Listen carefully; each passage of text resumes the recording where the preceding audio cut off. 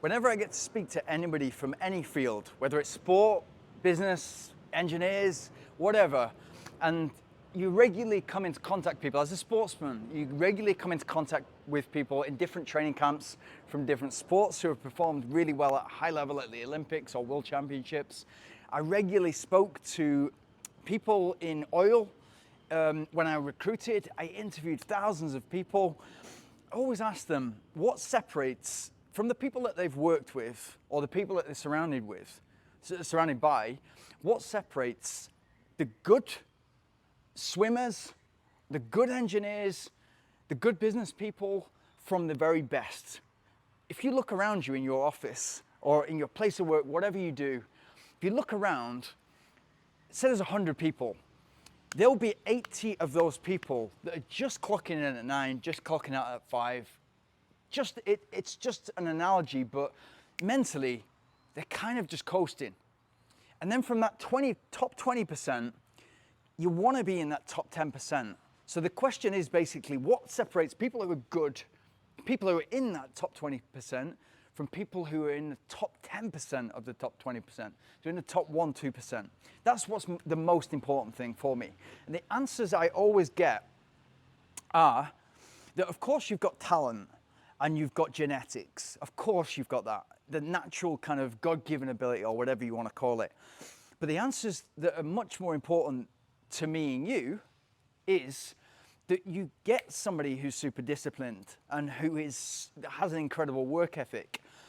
And the reason they have that is because they've fallen in love with the boring stuff. They've fallen in love with the monotony of doing something over and over and over again. They've done 1,000 times, 10,000 times, but they're doing it again. That might be your recovery runs and your easy runs, for instance. It might be your stretching. It might be the reps in the gym that you're doing. It might be throwing a baseball, whatever it is. You have to fall in love with that aspect of it. Otherwise, you can never be the best possible version of yourself in that sphere. If you take that to recruitment, I remember, and this sample study is like 2,000 people, I remember who the top 10% were. I remember who the top 5% were, because we would go away on skiing holidays, Ibiza holidays, Vegas holidays, and you would be surrounded with the top 30 people from the company, from 1,500 consultants. And so you got to be around those people and you got to see the difference between those people and everybody else. And that, for me, is always been fascinating, whether it's sport or business. In recruitment, it's falling in love with the process, making it a dance. The process of, okay, call in 100 candidates, call in 100 clients, trying to sell to people who don't want to speak to you. Unless you find a way to make that into a game and make it pleasurable for yourself, it's always going to feel like a task that you eventually will get bored by. And if you get bored by it, that will kill the motivation. So you need to enjoy that boredom.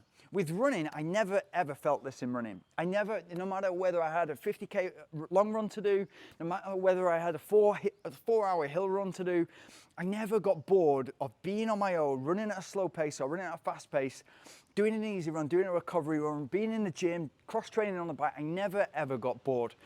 And I was trying to think of a time yesterday when running has not been pleasurable for me. And the only time I can think about it is when I'm injured. And it's like you realize when you're injured how much you need that drug of running in order for you to operate as the human being that you've grown into.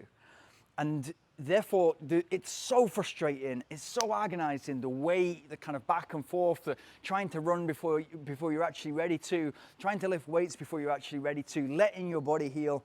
That process seems to take forever. But the best people, the best sportsmen who have had, best sports people who have had careers for 10, 15, 20 years, a friend of mine, Robert Gesink, he's been a professional cyclist at the very top of cycling, currently cycling the Tour de Murcia. And the thing that he told me was fantastic. Like he sent me a video of him literally with a Zimmer frame, a walking frame, taking his first steps after he'd broken his pelvis and fractured his femur or something like that. So literally a really nasty cycle crash when he was at the peak of his fitness, ready to ride the Tour de France. And he told me that what you have to do in order to kind of to get rid of that frustration, to get rid of the boredom, is become a professional recoverer. So even if you're laying in a hospital bed and your job is just to recover, you have to fall in love with that process. You have to fall in love with seeing those tiny gains, and it is excruciatingly painful. The growth of you kind of getting back to fitness, getting back to walking for a human being would be a problem, but getting back to actually getting on the bike and then riding at the top level of the sport again, it's mind-blowing when you think about it. And that was a process that took him 4 or 5 months to be able to not just ride at the top of the sport, but be at the Tour of Spain, of Vuelta a España. And so the difference, whether it's business, whether it's your career, whether you're an engineer, whatever it is you do, or whether it's sport, and whether it's your hobby or whether it's your career, it doesn't matter. The trick to getting the very best of yourself is to understand there's going to be great stuff. You might love the interval training, you might love the long run, you might love the hill reps. I love going hard and really hitting the interval sessions and really trying to get the most out of myself, because I know that's where the majority of the super compensation, the improvement comes from. It might be easier for me to get bored with the gym stuff, to get bored with the recovery runs. But if you set it up so that you really enjoy all aspects, so the stuff that isn't as appealing to you as maybe the favorite part, if you set that up so it is appealing and it is attractive and you do want to do it, you're going to want to do more of it. And the more you do it, maybe the better you become at it. And if you've got, maybe, we spoke about this quite recently, if you love the long run, but you hate doing speed work, you hate those sprints that make your running economy better, if you don't like that and you avoid it, then if you learn to love that and you turn that into a strength, imagine what you could do. Because all of a sudden that feeds into your interval training, to your kind of speed threshold, lactate threshold, and it also feeds into your long run and your ability to run efficiently in zone 2 over the ground for 1.5, 2 hours, 2.5 hours. So if you turn that into a strength, your whole game moves forward. But that's the difference. The difference between the good and the great and the very best is that they fall in love with the process. Like how many jump shots, how many free throw shots do you think LeBron James has shot? And he's still in love with the game. He's still in love because he knows that those are the components that need to be in place. He knows the process, he knows the systems. He knows that he needs to be doing those jump shots. He needs to be doing those free throw line shots in order to be at the peak of his game, in order for him to be competitive every weekend or whenever they play in America.